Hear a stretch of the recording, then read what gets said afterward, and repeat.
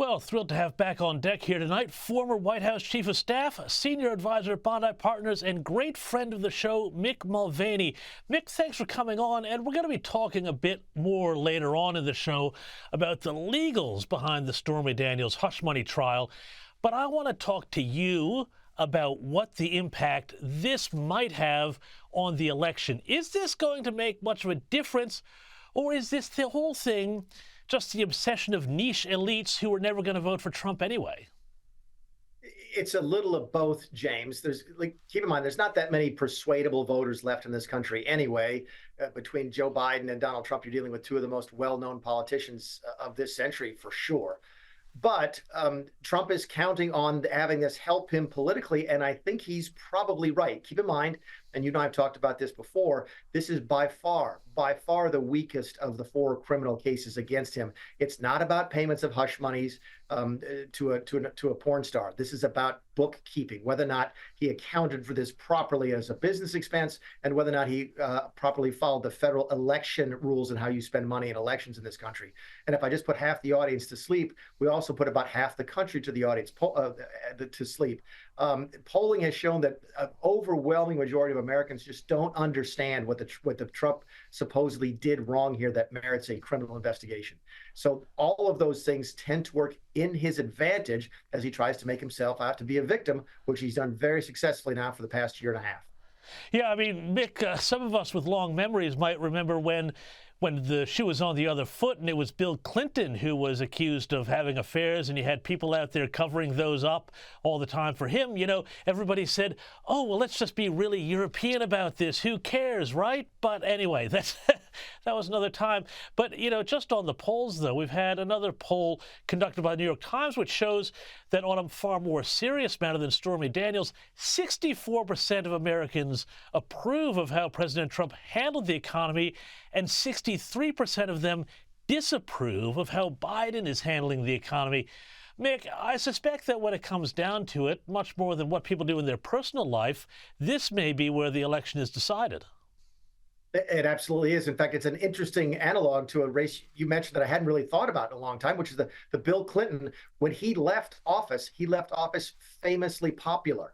Not only because people perceived the Republicans as having overreached in impeachment, but because the economy was doing really, really well. That's not where Joe Biden is right now. The economy is struggling. Inflation continues to be an issue in this country. While we're doing better than the rest of the world, that's really not what Americans want. They don't care if they're doing better than somebody else. They want a healthy economy. They want low gas prices and low food prices. And right now, they're not getting that. And it really makes it difficult for Joe Biden to talk about the economy. His former chief of staff this week, Ron Klain, famously said that Biden needs to stop talking about the blanking bridges. Nobody cares about bridges. They care about gas prices and food prices. When your former chief of staff is saying that, then you know you have a political problem. So the economy traditionally here drives elections. And if that's the case again in 2024, like it looks like it is, it's going to be an uphill battle for Joe Biden as we get to November. Yeah, Mick, I mean, I just spent a week in the United States, and I tell you what, gas prices were still high, petrol prices still high, and people were talking about it. And just, you know, the amount of groceries, people be talking about it at the checkout lines in supermarkets in places which were, you know, pretty working class. So I think he's got some trouble there, but also he's got other trouble too with the Hispanic vote, which may be on the slide as well. Historically Democratic, a New York Times survey this week showed Biden has 50% support among Hispanics, a historic low, and Trump's support is growing. Does this show that Trump is really starting to break some of those long strangleholds on minorities, particularly urban minority blocs the Democrats have relied so much on in previous years? I'll ignore for a second the fact you were here for a week, didn't call me. You and I can talk about that off the air. Yeah, those numbers, we're seeing those numbers across the board in different demographic groups. You see them right there in Hispanics. The number within the African-American group is probably, it's not as dramatic in terms of the top line numbers, but it's more striking in terms of its variance from historical averages. Typically, African-Americans in this country vote Democrat about 94% of the time. A Republican gets about 6% of the vote, which is what Donald Trump got in 2016. He got 12% in 2020. James, he's polling almost 24% right now amongst the African American community. That is just a geologic shift in American politics.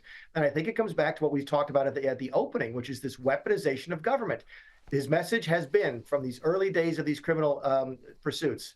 Look at me. Look what they're doing to me. If they can do this to me and I'm rich and I'm famous and I'm white, imagine what they can do to you. Vote for me and I'll make sure it doesn't happen. And that is resonating with a Hispanic community, the African American community. And if Donald Trump can continue that sort of dynamic, again, that compared with the weakness of the Biden economy is why Donald Trump is leading in most polls right now, if just by a small margin.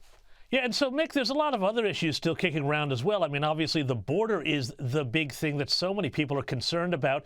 Impeachment articles were brought against Homeland Security Secretary Alejandro Mayorkas this week, but completely shot down by the Democrats before anything could happen with them. This seems like just some political gamesmanship here, but I think it doesn't probably send a great message to Americans, does it, that Mayorkas is getting off scot-free for his mishandling of this? Yeah, there's a lot of folks criticizing the Republicans in the House for bringing the articles of impeachment. Keep in mind, under our constitutional system, the standard for impeachment is a high crime or misdemeanor. And the Republicans, in some folks' minds, had a difficult time articulating what those high crimes and misdemeanors were. But that being said, the House did have a formal vote on articles of impeachment, and they passed. And then those articles were physically walked over to the Senate, and everybody expected the Senate to have a trial, and that did not happen. The Senate brought up a preliminary vote that essentially discharged that impeachment right away. So there was no hearing, there was no evidence, there's no nothing. And there's coming under a lot of criticism now of the Democrats in the Senate for doing that, because it's a terrible precedent, James. You can imagine next time, say, Donald Trump is in office, and the Democrats take the House and the Republicans take the Senate, which right now is the way the math sort of looks, and the Democrats impeach Donald Trump again, will the Republicans in the Senate just dismiss the charges without a hearing? I think probably so. In fact, I think this is a precedent that will serve for a long time, and that any time a party thinks that any impeachment is too political, they won't have a trial in the Senate. I think that's a bad precedent. Well, Mick Mulvaney, we're going to have to leave it there. Thanks so much. We'll see you next time, and hopefully we can have that discussion over dinner and a wine one of these days. Thank you for your time, Mick Mulvaney,